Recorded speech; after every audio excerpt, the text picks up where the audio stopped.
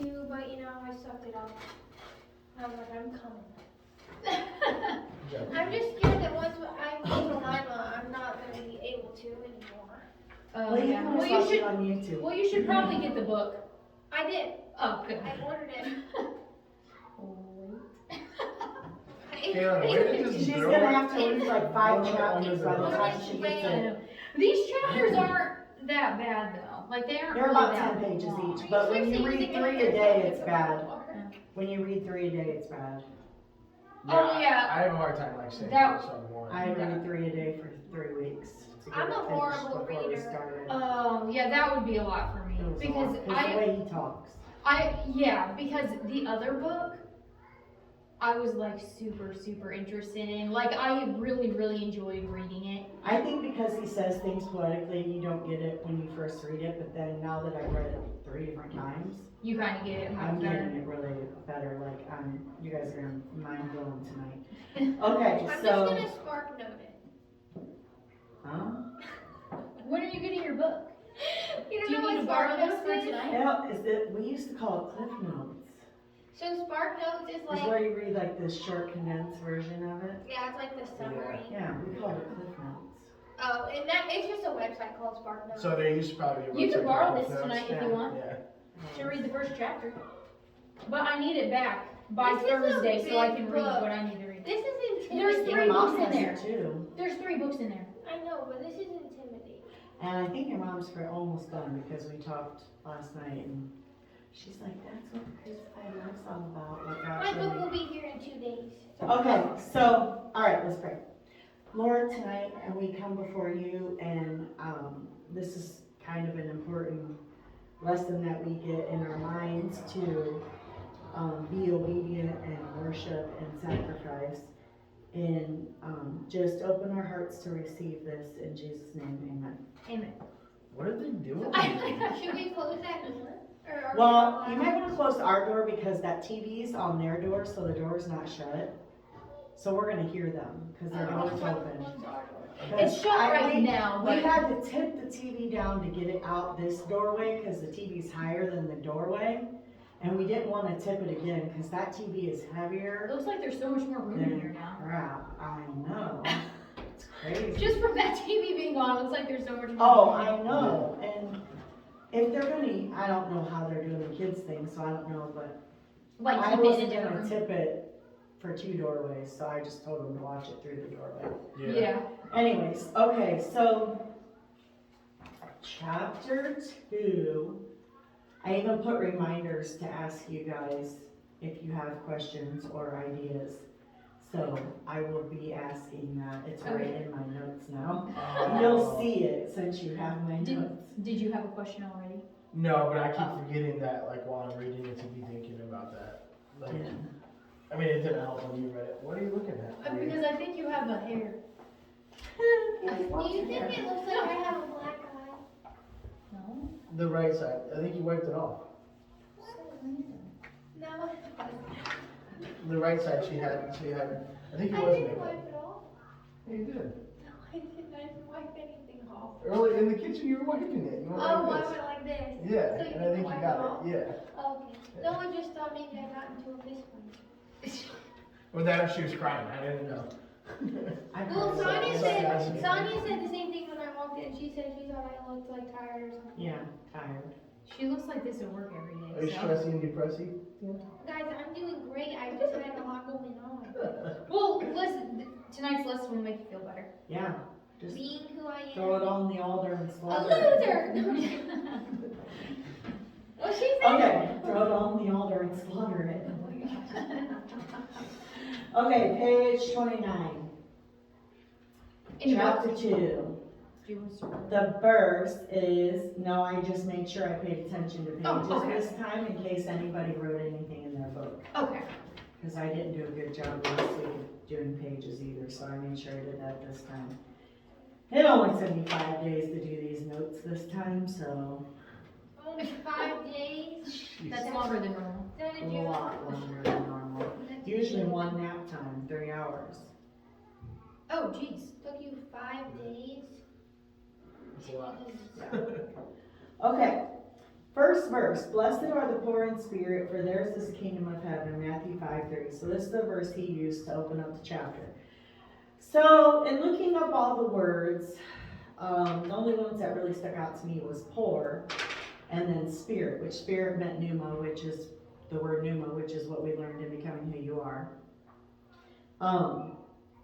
But poor in the concordance said to be thoroughly frightened, to cower down or hide oneself for fear, one who slinks and crouches, often involving the idea of roving about in wretchedness.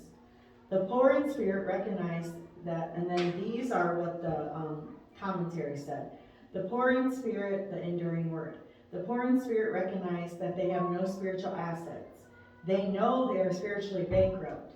We might say that the ancient Greek had a word for the working poor and a word for the truly poor. Jesus used the word for the truly poor here. It indicates someone who must beg for whatever they have or get.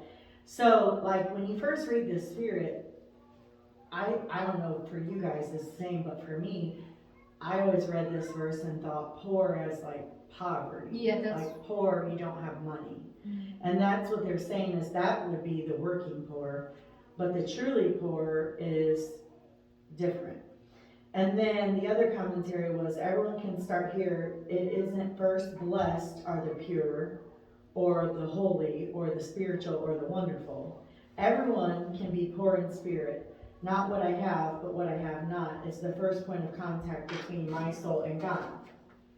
Those who are poor in spirit, so poor they must beg, are rewarded. They receive the kingdom of heaven because poverty of spirit is an absolute prerequisite for receiving the kingdom of heaven. And as long as we harbor illusions about our own spiritual resources, we will never receive from God what we absolutely need to be saved. The call to be poor in spirit is placed first for a reason, because it puts the following commands into perspective. They cannot be fulfilled by one's own strength, but only by a beggar's reliance on God's power.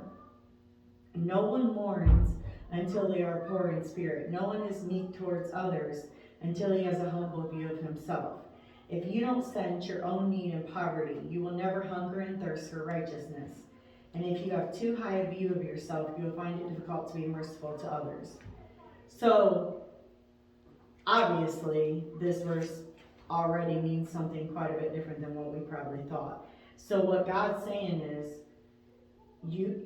again, we talked about it last week, he wants to be wanted. So now he's kind of saying he wants to be needed. He wants us when we're in fear or when we're slinking and crouching, weeping and gnashing of teeth, crawling to get it, you know what I'm saying? Or people who are in wretchedness, so people who are broken. He wants people who are broken because if you are, then you don't have pride. Does that make sense? Mm-hmm. And what really struck me about it is, it says for theirs is the kingdom of heaven. And it says they're blessed. So it's kind of backwards of what I've always thought.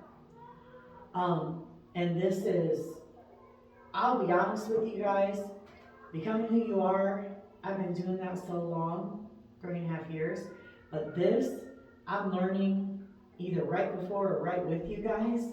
So this week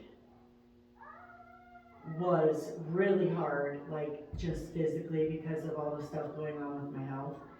And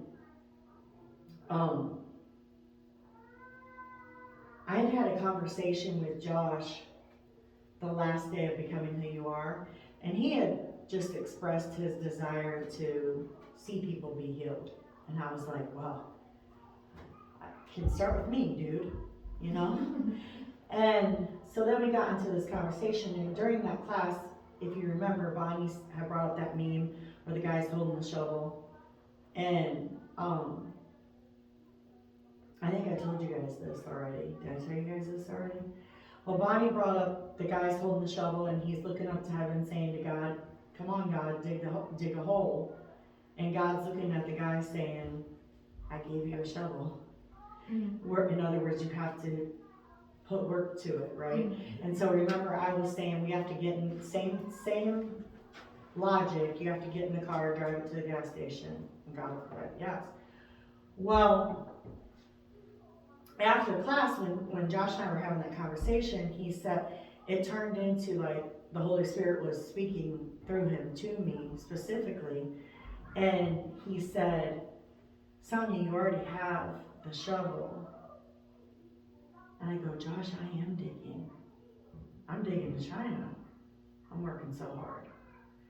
And he goes, "No, you have what you need, but you're looking at the wrong thing." Well, it took me all this time, what, a month, to finally figure out what God was trying to say to me. And again, our own stuff will block it, just like what we talked about with you having those untruths. It's gonna block things, you know what I'm saying? So for me, at first I thought, well, sickness and disease is a symptom of a stronghold, which I think that's right. So I was searching for what the stronghold was, because then I'll abide to get rid of it, right? Because I know that works, and I know that's what God wants me to do. But then my mind really started thinking, and I really started thinking about all the people in the Bible that got healed. And the woman with the issue of blood, Jesus didn't say to her, "Well, you've been abiding and doing such a good job, I'm going to heal you physically." He didn't say to the guy who sat at the gate beautiful, "Well, you've been eating everything right to heal your body, so I'm going to heal you." He didn't say to anyone who got healed, "Well, you've been taking the right vitamins, so I'm going to heal you." So I had all these ideas that I had to do. I had to get in my car. So I was getting in my car and doing all this stuff, and it wasn't working. So I just stopped doing everything. So for 2 weeks I did nothing. I drank Diet Pop, which really affects my pain level really bad. I gained 17 pounds of fluid in 2 weeks because I wasn't watching my fluid or sodium. I wasn't eating right, so that made me feel worse too. But if you're relying on your works to heal you, that's not going to work, right? So then I also had a mindset that I was striving, digging to China, striving so hard to get to this place where I wouldn't have to rely on God. And I thought that's what God wanted all of us to do. I thought God wanted all of us to abide, to get rid of these strongholds so we didn't have to rely on Him anymore. Or not just abide, but, get closer to Him, get this right, get that right, get these ducks in a row, that ducks in a row. Then I don't need Him. But the way it's been, I can't get through a day. Like, I'm having to crawl up the stairs to put the kids to bed at night. I'm having to crawl down or back up the stairs from the basement to do laundry. I'm struggling. And I was like, on Monday, I was reading Isaiah, because I read, the Old Testament in a year, and on Monday, yesterday, right? Yeah, that's what day we're on. I was reading Isaiah 60, and it's talking about Zion, but I have a feeling that it could be talking about us too, because you know how sometimes it has twofold. And it says, and this is the Amplified version, it says, "Arise from spiritual depression to a new life."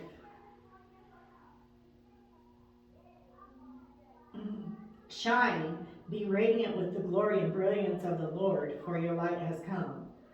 And the glory and the brilliance of the Lord has risen upon you. For in fact, darkness will cover the earth, and deep darkness will cover the peoples, but the Lord will rise upon you." He was really talking to Jerusalem, but I'm pretty sure that could be us. "And His glory and brilliance will be seen on you. Nations will come to your light, and kings to the brightness of your rising. Lift up your eyes around you and see. They all gather together, they come to you. Your sons will come from far away, and your daughters will be looked at their side. And then you will see and be radiant, and your heart will tremble with joy and rejoice. Because the abundant wealth of the seas will be brought to you, the wealth of the nations will come to you. And then it just keeps going on and on and on with all these weird, like, camels and blah, blah, blah, which meant wealth and all that stuff back then. But it really, kind of as I was reading it, it kind of turned into a prayer and started really, just ministering to me. So I started repenting for all those things I just told you guys that I wasn't doing right, eating right, drinking pot, all this stuff. And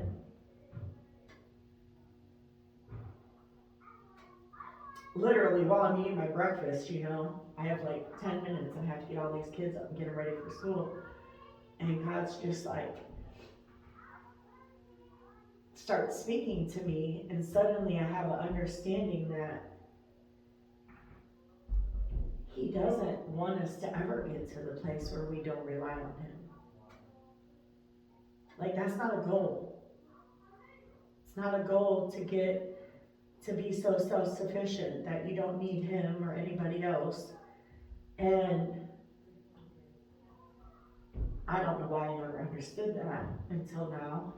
But then it also occurred to me all these things that have been said in our class last week about how we're supposed to have this with Him, and if that's right, everything else will be right?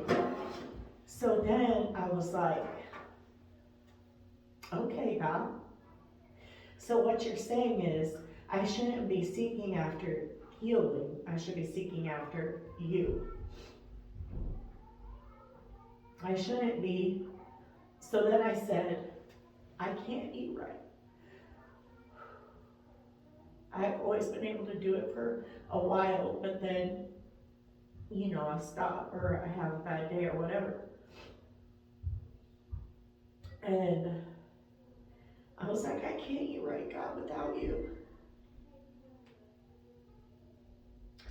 And I was like, I can't do all the things I need to do. Sweep floors, clean up, do laundry, put kids to bed. Like, I can't do any of that unless He helps me. Because I'm literally crawling upstairs. And then Mr. Miller or Mrs. Killen, Houston needs to go to the bathroom too. Yeah, we'll see. I'm trying not to distract y'all, so we're about to play the movie so I don't get. So then, I start to understand something, that people in the Bible said things like Shadrach, Meshach, and Abednego. I don't know why they're putting makeup on. Shadrach, Meshach, and Abednego, when they went into the fire, they had said to King Nebuchadnezzar, well, even if God doesn't save me, He's still wonderful.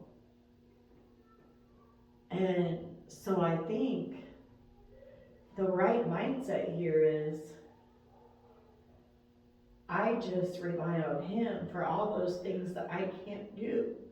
Because when we're weak, that's when He is strong. So if I rely on Him for all those things, then in the end, I have Him, which is far more valuable than healing.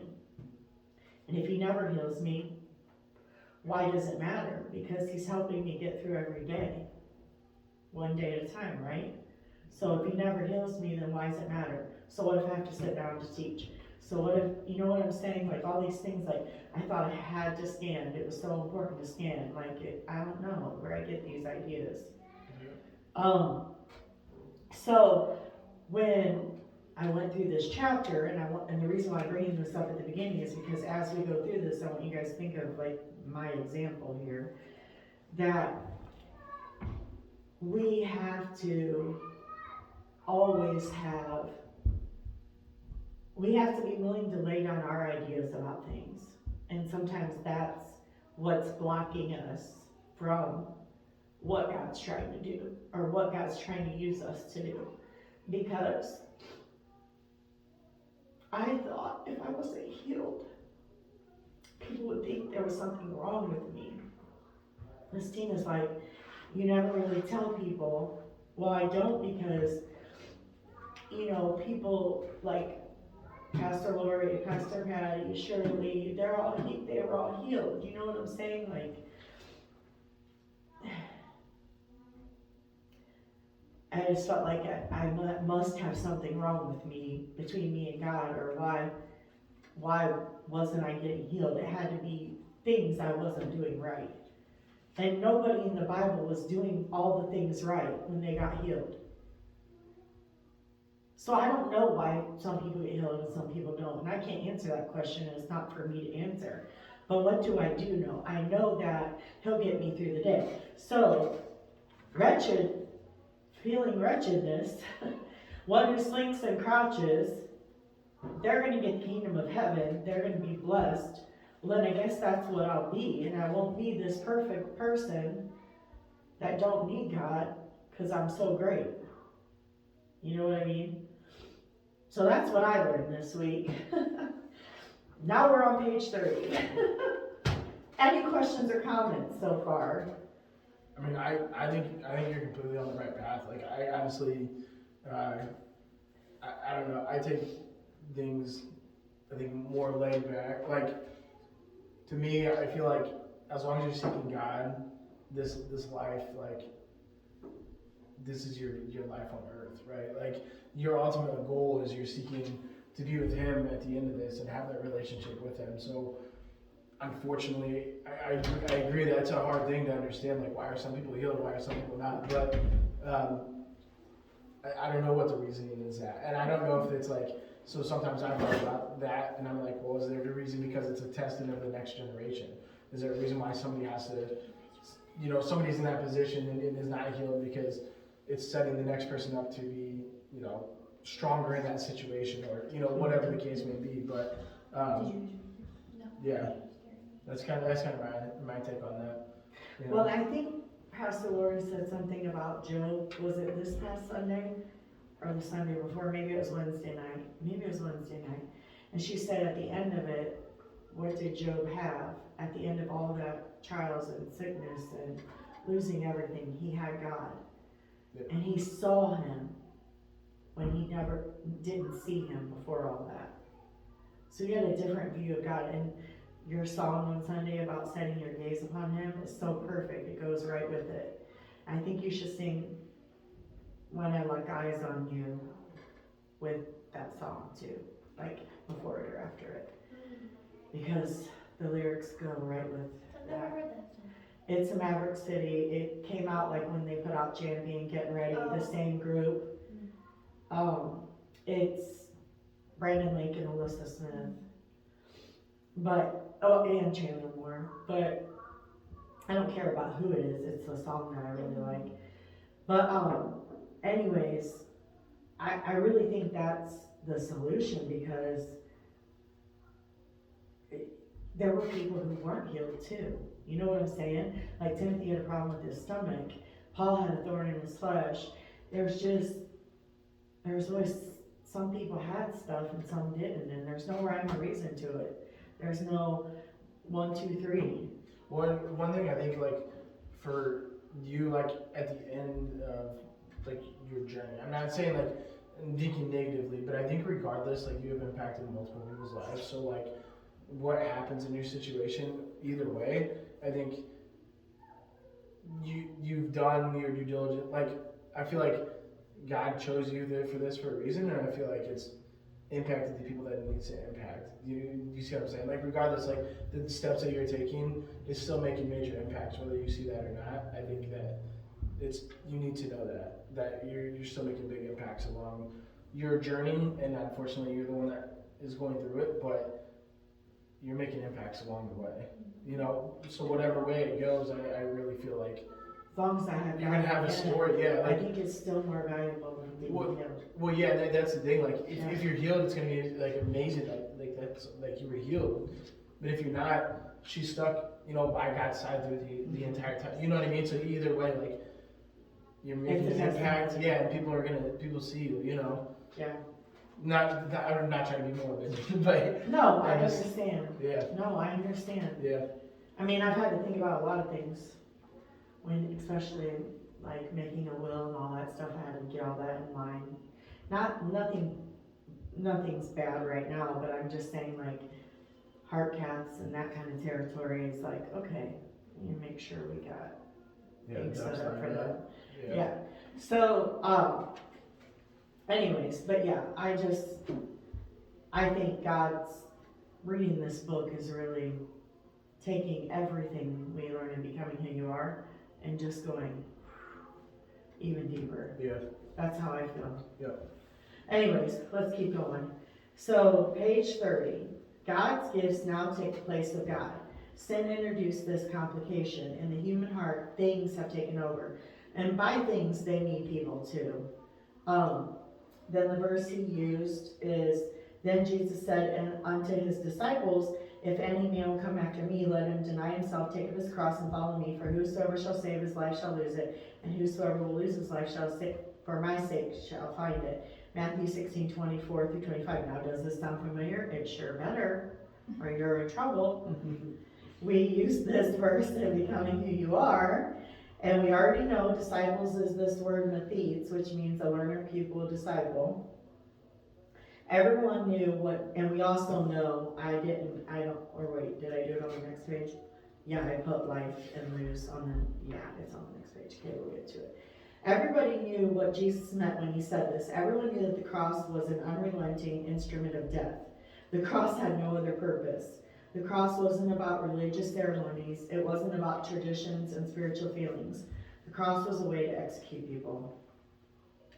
That really put your mind on that too. Because, well, they say this here, in these 20 centuries after Jesus, we have done a pretty good job in sanitizing and ritualizing the cross. I also think some ways it's been made like a glamorous thing or something in a way. Oh, yeah. And it's really not. It's to execute people. You're going to die. It's a good time. Jesus said something like this: walk down death row daily and follow me. Taking up your cross wasn't a journey. It was a one-way trip. There's no return ticketing. It was never a round trip. Denying self is not the same as self-denial. We practice self-denial for a good purpose. We occasionally give up things or activities. But we deny self when we surrender ourselves to Christ and determine to obey His will. So see how that goes along with what I was saying about my personal example? Giving up things or foods or whatever that's self-denial, but we want denying self. So I surrendered yesterday is basically what happened. Human nature wants to indulge self, not deny self. Death to self is always terrible, and if we expect it to be pleasant or a mild experience, we'll often be disillusioned. Death to self is the radical command of the Christian life. To take up your cross meant one thing: you were going to certain death, and your only hope was in resurrection power. Okay? I looked this verse up in the Dakes, and the one note that struck me was, you habitually follow Christ to the cross, regardless of the price, even to death, not just when it's easy, convenient, and popular. So along the same lines. And remember, if you flip between the two pages here, the word life meant soul. Remember that? So whosoever will save his soul shall lose it, and lose is destroy, die, lose, perish. We must follow Jesus this way because it is the only way that we will ever find life. It sounds strange to say. You will never live until you first walk to your death with Jesus. That is the idea. You can't gain resurrection life without dying first. You don't lose a seed when you plant it, though it seems dead and buried. Instead, you set the seed free to be what it was always intended to be. As long as you water that seed and continue to work that seed. As long as you're getting in your car. So just because I came to this place doesn't mean, eat whatever you want. Like, I reduced my calories less than I want. I'm already over today, but the other thing I'm concentrating on is eating food that don't have chemicals and stuff. So instead of eating bread that's only 30 calories a slice, cause that's full of chemicals. You know that stuff didn't even mold? I accidentally left a loaf of that bread from my vacation on 4th of July, and I didn't clean my van out until school started, so end of August, and it never molded. Did you eat it? No, I threw No, that just one kidding. away. But that's pretty creepy that I was eating bread that was only 1 carb a slice and 30 calories, but Yeah. it was probably nothing but freaking chemicals. Yeah. So like today I had Ezekiel bread and had organic tomato soup and real cheese for grilled cheese. I made it with Ezekiel bread. So that's gonna cost a little more calories. So I'm not freaking out. I'm just trying to find a balance. Yeah. And then I won't have to really keep track once I kinda get better at it. Do you know McDonald's is the same way? guess I you know can it leave out doesn't. However long you want. It doesn't, it's years and it will not mold. It Yeah. doesn't, it's awful. It's not real I've food. heard that. Yeah. And my kids want it all the time. Yeah. My kids want it all the time. I said, That's so. I said I've known that for a long time, but I still eat it. I know, 'cause the kids want it, they like beg Yeah. for it. Yeah. It We- must have addictive things in it, I swear it does. Yeah, well, I'll talk to you offline about this. Okay, Offline, the government's listening. you're gonna go into the whole aborted blah blah blah. Yeah. Now, He will go into all of There's that. a lot of stuff in there. And they also support, just all kinds of awful Yeah. bit I'm not organizations. Yeah. surprised, unfortunately. Really, if you wanna eat at fast food, you should go to Wendy's. It's a little, they started out for the right reasons That's and where they're I a little go. bit better. Did you know Wendy's took Go off from Chick-fil-A. Wilson's? Yeah, And there was a Yeah. split from there? Chick-fil-A's the best. it is. Chick-fil-A. Chick-fil-A is the bomb.com and you can eat a lot of food there for less calories. Yeah. That kale Chick-fil-A's salad, if you put the honey mustard sauce, cause it has the least calories of the sauces, good. Mhm. if you put that on that kale salad I love, See, I love. with the grilled chicken nuggets, oh my god. I that is can't not so get good. the avocado lime ranch sauce with their Cobb salad. Oh, that's. And it's But a The Christian grilled place. chicken nuggets, just don't eat the Chick-fil-A sauce no matter how amazing it is. That I little actually don't, I sauce don't eat is that. 140 calories. Really? That little teeny tiny thing? Yeah. That's crazy. I don't ever eat That's that. why it's though. so good. I don't ever eat that. Okay, back on Anyways. track, people. Anyways, okay, so now we're gonna start talking about Abraham and Isaac. And that's, I say page 32, but it starts at the bottom of 31. Now, this is where it gets really, your mom talked about this is so amazing. Isaac became the delight and idol of Abraham's heart. So think about this, Abraham waited like, how old was he, 100 and something? When he had Isaac? I'd have to look it up. I don't know. But you know, he was too dang old. Yeah. And so he waited a really long time for this promise. Can you imagine? You know, like,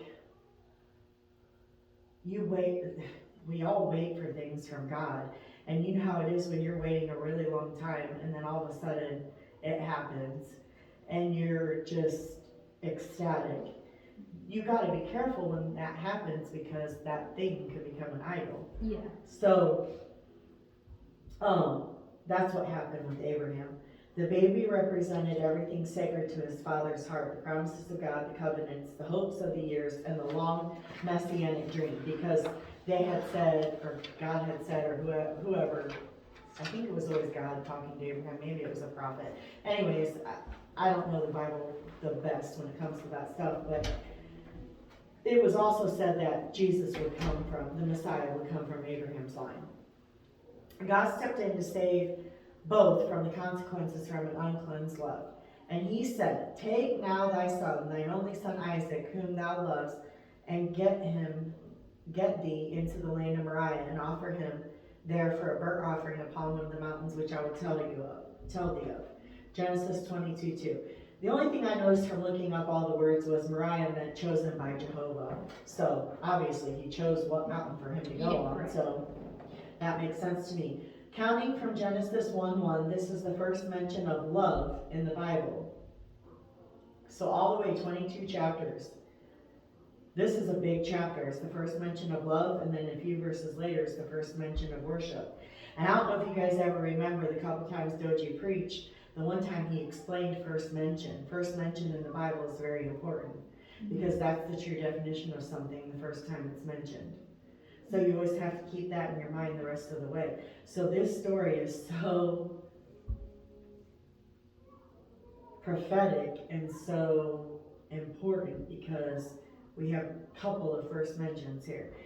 So the first mention comes in the context of love between a father and a son, connecting with the idea of sacrificial offering of the son. Now remember, Pastor Lori told us that when Abraham offered Isaac, this was the first time the word worship was used. So in verse 2, it's the first time love. In verse 5, it says, and Abraham said to his young men, because a couple guys went with him, abide ye here with the ass, and I just swore in church, that was very uncomfortable. And I and the lad will go yonder and worship and come again to you. So, you guys are not going to believe this. Okay, so Pastor Lori says a lot of things, and I don't know, I don't always believe her. Sometimes I'll go look things up for myself, and a couple times I've even disagreed with her, still do, on a couple of things, like, well, it doesn't matter, because I don't want to start that. But,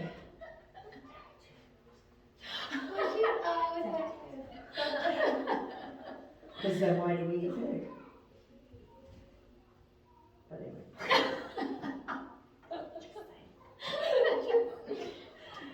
This is okay, so, anyways, I called her to remember what exactly she said about this being the first time worship was used, and so she went back and looked at her notes and looked this up, and then, so while I was on the phone with her, I quickly went through the words of that verse, and they all pretty much mean what they say, but then I pulled up that enduring word, and this is exactly what enduring word said.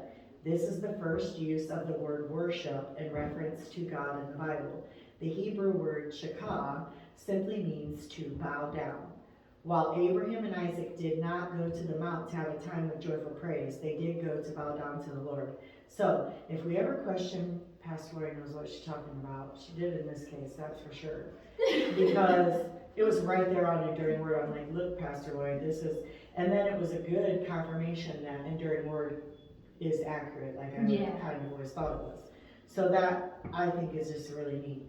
Possibly not again until a greater than Adam wrestled in the Garden of Gethsemane did such a mortal pain visit a human soul. So possibly not again until Jesus was in the garden did somebody experience that kind of pain, because he was having to sacrifice his son.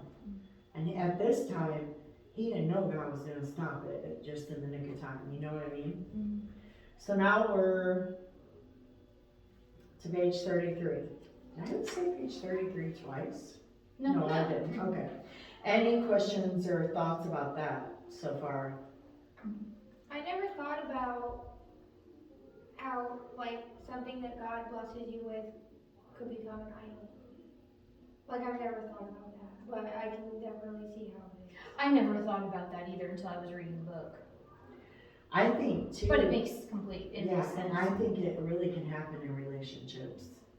Mm-hmm. Yeah, I think you can idolize. Well, yeah, because I feel like when you think of something that God blesses you with, you don't associate an idol with it because that's not good. So you just think, well, because it's from God, like it's good. But you don't necessarily look at the way that you're perceiving it. So yeah. I like that. Plus, think about people who have fertility problems. When they finally get pregnant and have a baby, I think that would be where you really could possibly idolize that child. And I've even seen it on TikTok, like there's some people on there that have had infertility and they go through it all or whatever. And there's one family that they do foster, but they want to have another baby. They had one, he's 6, but they're not like that. But other people I've seen, like they're on there showing they got their pregnancy test finally positive and all that, and they're showing, you know, the whole reaction in real time, and it's just, you can already see the idolatry, and they're just finding out they're pregnant. So I think that would be particularly hard. I myself had a problem with that with my ex. I mean, but I don't necessarily think that was something God gave me, but it's easy, I think it's easy to do in a relationship, like I was that way with my kids too, like I had to let them go. I wanted them all to live with me forever, and me micromanage their lives. I'm sorry, it's not funny. Like she's saying it with such a straight face. Like, I'm dead serious. Everyone's like, you're crazy, they're supposed to leave. Now There's other I'm people good. that I know like that. yeah, I'm good now. Boys will live with us till they're 40. No, Good thing you didn't have Whatever. No, you better be close to God let the suffering old man go through with it up to the point where he knew there would be no retreat. Then he forbade him to lay a hand on the boy. And in fact, God says, I never intended that you actually slay the lad. I only wanted to remove him from the temple of your heart, that I might reign unchallenged there. I wanted to correct the perversion that existed in your love. When I first read this, I was sobbing. I mean, literally sobbing. I never intended that you actually slay the lad. I only wanted to remove him from the temple of your heart. So what is in the temple of your heart that's blocking God from reigning unchallenged there? That's crazy. And, okay, now we're further along in Genesis 22, and said, by myself I have sworn, saith the Lord. So this is, they think maybe Jesus talking, which we'll get into that here in a minute, but certain way that right before it says, by myself I have sworn in the Bible, it says something along the lines of an angel of the Lord, but when you break that down, like I looked at it in the Dakes too, it's saying that in the Hebrew that meant the Son of God. So they're saying this is kind of like Jesus talking to them, like before Jesus' time. And said, by myself I have sworn, saith the Lord, for because thou hast done this thing, and hast not withheld thy son, thine only son, that in blessing I will bless thee, and in multiplying I will multiply thy seed as the stars of the heaven, and as the sand which is upon the seashore. And they shall possess the gate of his enemies, and in thy seed shall all the nations of the earth be blessed, because thou hast obeyed my voice. So, not only did he get to keep his son, he's now going to be blessed, like beyond blessed, like ridiculously blessed. Then everything's going to multiply, which I read this in the notes of the Dakes too. I didn't know this, but apparently the number of stars and the number of sand on the earth is the same. How the heck do they know that? They're calculating that some way, but how the heck is there that many stars? I've actually heard that too. Really? I've heard that before. I don't remember. It So says that interesting in the little side Dakes. note. It says it in the Dakes. Uh-huh. I just don't see it. I don't understand, but whatever. Yeah, I think in the galaxy probably. It's not probably just like what we can see. Right. The entire galaxy. That's still, I guess But it just seems like the there'd be so much galaxy more is sand. infinite. It seems like there would be more sand. Anyways, whatever. Maybe it's like So, Ask the viewers. so look what came after worship, sacrifice, and obedience. That's what came. Blessed beyond blessed, multiplied beyond the stars and sand.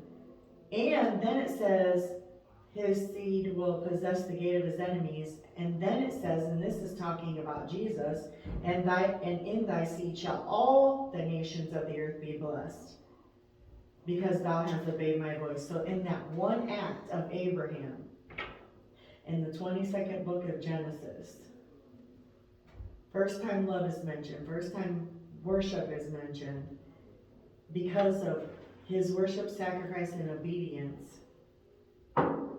Jesus came from his seed. That's crazy. The whole world will be blessed. Crazy. The angel of the Lord called to Abraham. This would seem to be the voice of God, the Son himself, the unique messenger or angel of the Lord. The message following seems to be in the first person. By myself I have sworn. Jesus the Messiah, God the Son, was uniquely present at this remarkable event. Which sounds weird because then he's saying Jesus will come from him. But remember, Jesus was in Genesis 1:1. We learned that because in the beginning was the Word, and we know the Word was Logos, and Logos in person was Jesus. So remember when Pastor Lori did Genesis 1:1? Well, she did like 3 or 4 different weeks of Genesis 1:1. But in one of them, she talked about how Jesus was there. So it makes sense. But it's still kind of like weird because he was there in the spirit, not like the flesh. He didn't come in the flesh to live. Anyways. Abraham knew the blessing that comes to those who trust God's promise and trust it so completely they will act on that belief. Trusting in God's power to raise his only son from the dead, Abraham received this great blessing. Abraham's obedience was based on God's trust in God's promise to bring descendants through Isaac. Therefore, God repeated and emphasized that promise after Abraham's remarkable obedience. In your seed, all the nations of the earth shall be blessed because you have obeyed my voice. The promise to bring forth the Messiah from Abraham's lineage was also repeated earlier in Genesis. The Messiah, the only Son of God the Father, would fulfill this promise of blessing to all the nations of the earth. Page 34. Any questions or ideas? That was a lot. It was a lot. It was a lot. And this was, your mom said she read the first 3 chapters the first day and she couldn't stop sobbing. That's why, because that story. Well, I That's think why. that is cool because when it says that God didn't actually like want him to kill his son, he just wanted to take that like idolatry out of his heart. I think that's the It was step. really for Abraham's benefit. Yeah, and I think that's a lot of the reason why people aren't free, because they think that the thing that they're giving up is going to be dead, but really God doesn't want them to give it up. They just want them to give up the idolatry of it. Like, and I think it's hard for people because they just think it's gonna be over. They don't see like that. Mm-hmm. So it's good. Yes. Now, he was a man wholly surrendered, a man utterly obedient, a man who possessed nothing. We are often hindered, here you go, Tina. We are often hindered from giving up our treasures to the Lord out of fear for their safety. This is especially true when those treasures are loved relatives and friends. Page 35. Everything is safe when we commit to him. Nothing is really safe when it's not committed. So in other words, if you don't lay it on the altar, it's not really safe because you haven't given it to God. Right. Our gifts and talents should also be turned over to him. They should be seen as God's loan to us. So like, I really liked this part when I was reading the book. think about all those people that are like really good singers and they, like something happens to their vocal cords or something and they can't sing anymore. Like that would be something you guys think is singing is one of your main gifts or whatever. But it could happen to me. I'm a teacher. What if I couldn't talk anymore? So if you don't, and I remember Stephanie Gressinger talking about this. There's like an hour thing on YouTube. I posted it so many months ago, a little clip of it, but she was saying like her coming in to sing wasn't for her or about her. It was for the people there, and even if only one person in the audience was there truly seeking God, then God could use her to enter into worship, to lead that person into worship because that one person needed it. So when you think about your gifts don't have anything to do with, like it has nothing to do with me. You know, bless you know. Thank you. For who maketh thee to differ from another, and what hast thou that, this is so hard to read, that thou didst not receive?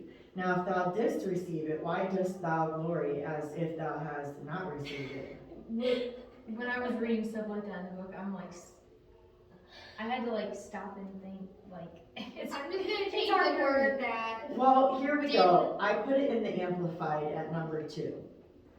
For who regards you as superior, or what sets you apart as special?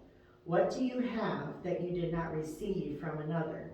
And if in fact you received it from God or someone else, why do you boast as if you had not received it, but had gained it by yourself?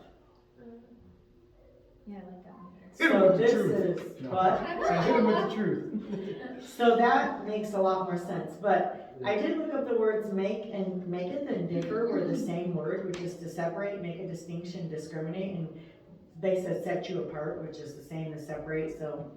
But if you think about this, it's like, all the times people are like, you're an overachiever, you can get so much stuff done, you're so good at that, you're so, you know, people say all these things to me, and it's like, I didn't create me to be this way, God did. So really, I can't take credit for any of that. Sometimes I do, because I'm human, but you really can't. You can't take credit for, like, you can't take credit for that you can sing. I can't take credit for I can do all these things and time management really well. I didn't create me like that. God did, so I can't take credit for that. So that's the puffed up state of the Corinthian Christians meant there was a pride problem. Though the pride was evident in the cliques around the different apostles, the cliques weren't the problem as much as the pride was the problem. Paul addresses their proud hearts with 3 questions. If there is a difference between us, it is because of what God has done in us. So there's no reason for pride. So like there's no reason for me to be like, I can do this and that and you can't, but that would be stupid because you can sing and I can't. Trust me, I can. I do, but I can.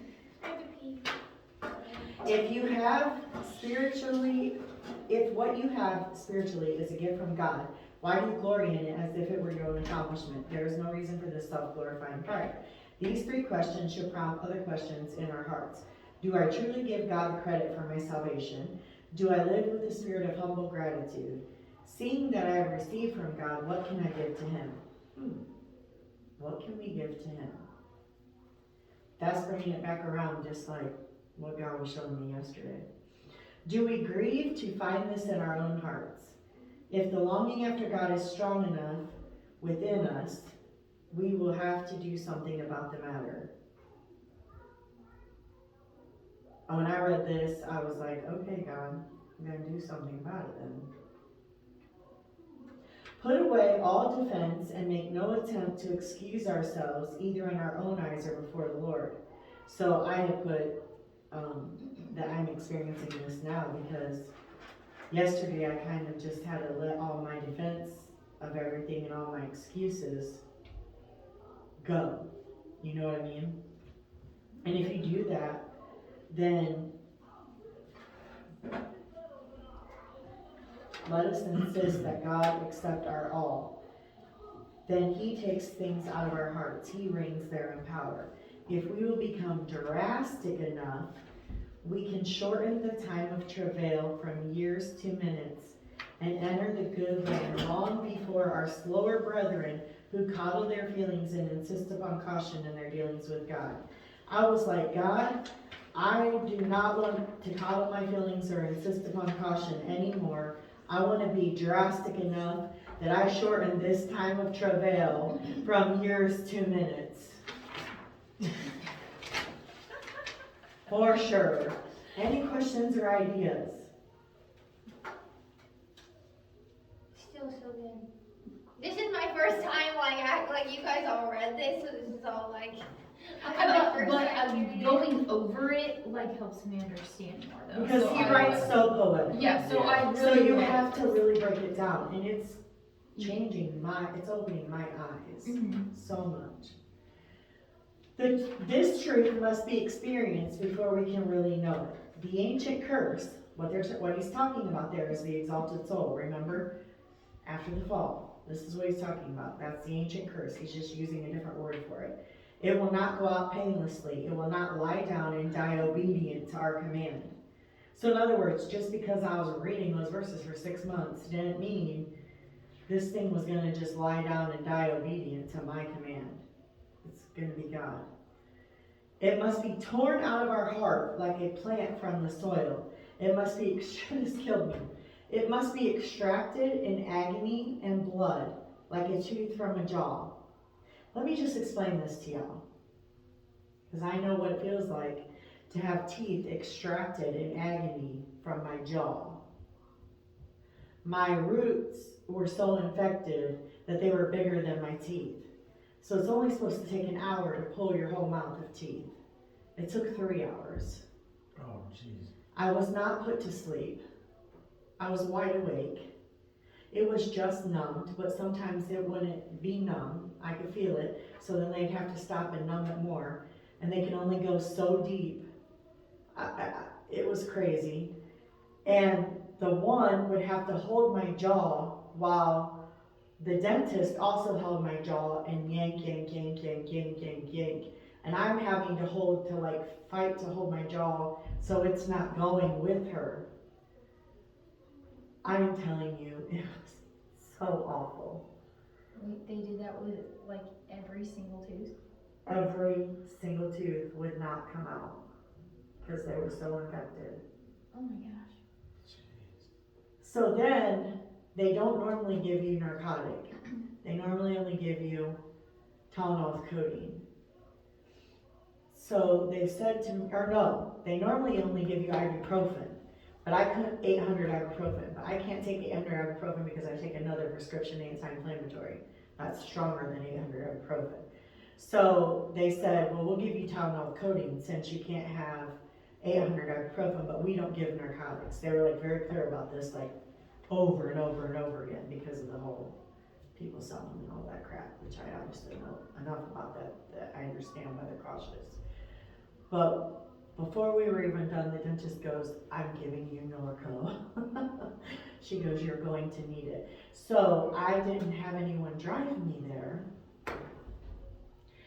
So I had to drive myself to Walmart and get my prescription, and I planned on working the rest of the day. Once I got home, I went at nap time.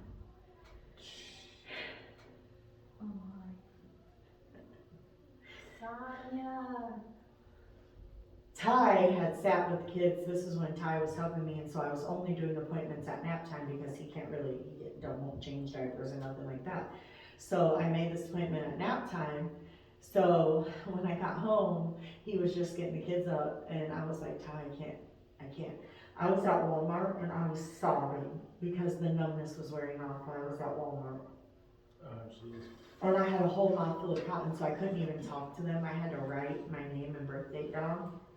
It was the most awful experience of my life. And when I got home, I said, Ty, I can't do it. So I hurried up and changed all the diapers for him. I'm crying. I hurried up and take the Norco. I take like everything I have. That'll knock me out, like, because I have muscle relaxers and Lyrica. And so I took all that too. I was like, I'm taking a dose of everything I got in my arsenal. I went to bed. I didn't wake up for like 2 days because Chelsea came the next day and she stayed the whole weekend. I don't know what I would have done if she hadn't been there. It was the most awful experience of our life. I literally So- got a filling and I thought that was awful. So, if you really want to know what it means to be extracted in agony and blood like a tooth from a jaw, that's pretty. You pretty know what violent there. you know what it's like. Yeah. It says it must be expelled from our soul by violence. And then this reminded me of the part from Heinz Field and High Places that I gave you guys in your books before. If you read it, did you read it? No. You need to go read it. I You don't. haven't read the book either. I do have it. The I book? have that. Well, I think you guys should read this because, what time is it? It's about winter It's time. 7:05. Oh gosh. Yeah, I'm not going to take the time to read it to you now, but this girl, Much Afraid, right? She was on this journey. Let me just say this much. And maybe it'll inspire you to go read it. This is the whole chapter I typed up, by the way, because you can't find it online to copy and paste it. Typed up the whole chapter. Yes. Sorry. Okay, so she came to this big like hole, like she was on her way to the high places with the shepherd. She had two companions, Sorrow and Suffering. She comes to this place where there's this waterfall and they can tell that it's like hitting land down there, and somehow they know, it explains it all, that they have to jump down. So she can barely walk at this point. They're carrying her because she's physically got stuff wrong with her. And so they carry her and jump down into this huge, far down thing. And somehow she wasn't hurt by the fall, but because they were carrying her. there's a priest standing there and there's this altar. And she's like, let me see.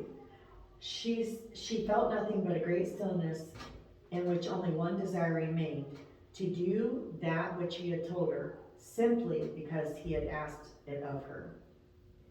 The cold, dull desolation which had filled her heart in the cave was gone completely. One flame burned there steadily, the flame of concentrated desire to do his will. Everything else had died down and fallen into the ashes. After she waited a little, the shepherd didn't come. So she reached down in her heart and with one final effort of failing strength, grasped the natural human love and desire growing in her heart and struggled to tear them out. At the first touch, it was though the anguish pierced through every nerve and fiber. She knew with a pang almost of despair that the roots had wound and twined and thrust themselves into every part of her being. Though she put forth all her remaining strength in the most desperate effort to wrench them out, not a single rootlet stirred. For the first time she felt fear and panic. She was unable to do the thing he had asked of her. Having reached the altar at last, she was powerless to obey. Turning to those who had been her guides and helpers all the way, suffering and sorrow, she asked them to help. They said they couldn't. We've done all we can for you. So then the priest steps forward and says, I'm the priest of this altar. I will take it out of your heart if you wish. Much afraid, turned toward him instantly. Oh, thank you. I beg you to do so. He came and stood beside her and she said to him, I am a very great coward. I am afraid that the pain may cause me to try to resist you. Will you bind me? Will you bind me to the altar in some way so that I cannot move? I don't want to be found struggling while the will of my Lord is done.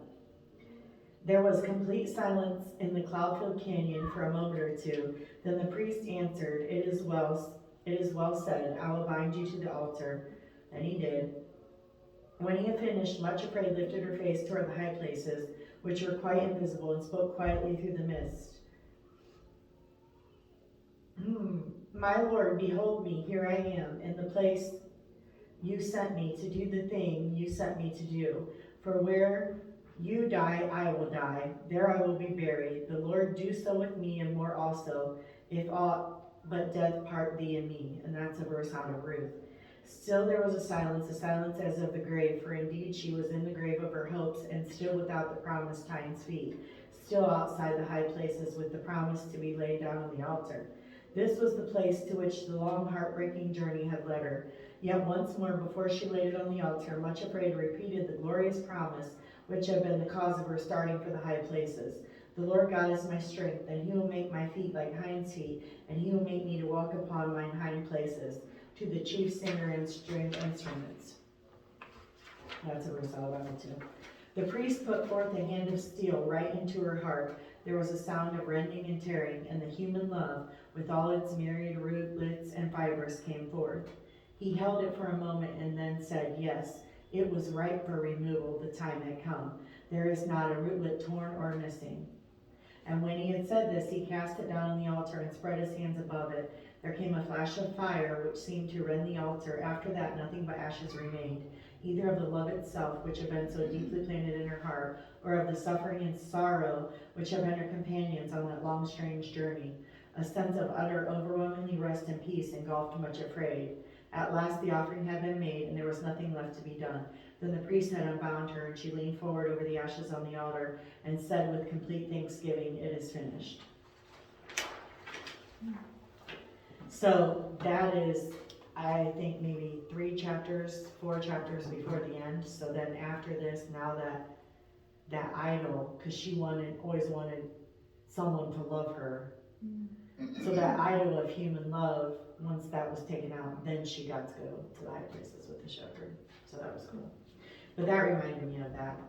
So if we are to set upon this pursuit of God, he will sooner or later bring us to this test, Abraham's test. So we are brought one by one to the testing place. And I want us to read this prayer at the end again. It's on page 36. It starts on 36.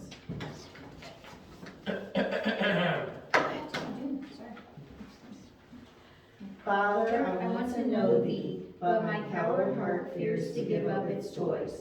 I I cannot part with them without inward bleeding, and I do not try to hide from thee the terror of the parting. I come trembling, but I do come. Please root from my heart all those things which I have cherished so long, and which have become a very part of my living self, so that thou mayest enter and dwell there without a rival. Then shalt thou make the place of thy feet glorious. Then shall my heart have no need of the sun to shine in it. For thyself will be the light of it, and there shall be no night there. In Jesus' name, amen. I like that prayer. I really do too. As we read it here. So, does this title of the next chapter sound familiar? Removing the Oh, yes, it does. Just saying, Well, I'm looking every forward- chapter I'm looking of the forward to pursuit that of one, God, every chapter of the pursuit of God, it's like I'm becoming who you are. How many chapters are in this first book? I think 10. 10. 10. Yeah, I definitely like that we can like come to class and go over what we read.